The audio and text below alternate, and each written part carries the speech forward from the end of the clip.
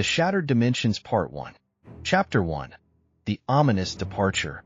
Under a sky smeared with unnatural hues of green and violet, Jack and Lily's journey began not with the promise of adventure, but with an ominous whisper of the unknown. The radio crackled to life, spewing a cacophony of voices that seemed to speak directly to them, uttering warnings in languages they couldn't comprehend. As they drove, the landscape around them twisted.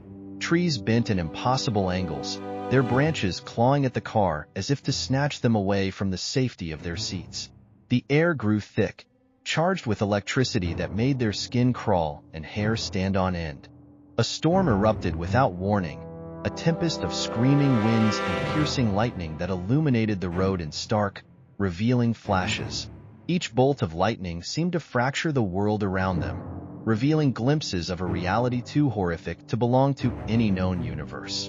The car's headlights flickered, casting long, dancing shadows that took on sinister shapes, merging and twisting into figures that beckoned them deeper into the storm's heart. The boundary between the world they knew and the one they were entering blurred until they could no longer tell if they were moving forward or being pulled into the gaping maw of another dimension.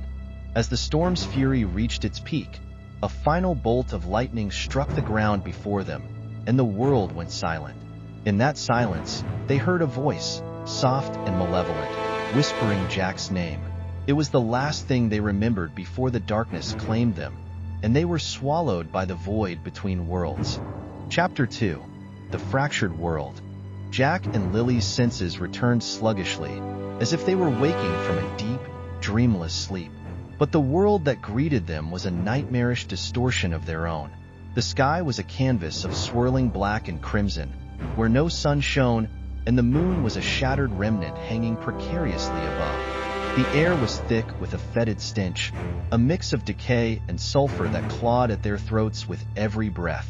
Buildings loomed over them, their structures warped and twisted into grotesque shapes, as if melting under the weight of an unseen force. The streets were deserted, but not silent. Whispers filled the air, a cacophony of voices that seemed to come from the very ground beneath their feet, speaking in tongues that twisted the mind. Shadows moved with a life of their own, elongating and contracting in impossible ways, as if the darkness itself was alive and hungry. As they ventured further, the ground beneath them pulsed, and the very fabric of reality seemed to tear at the seams. Cracks appeared in the earth, glowing with an unnatural light, and from these fissures, hands, pale and gaunt, reached out, grasping for something to anchor themselves to in this world. Jack and Lily's presence had not gone unnoticed. Eyes, glowing with malevolence, watched them from the windows of the dilapidated buildings, tracking their every move. The couple could feel the intent behind those gazes. It was not just curiosity, but a predatory hunger. It was then that they realized the truth of their situation. They were not merely trapped in a parallel dimension. They were inside a living, breathing entity, a world that was aware of them and desired their very souls. To be continued, like and subscribe.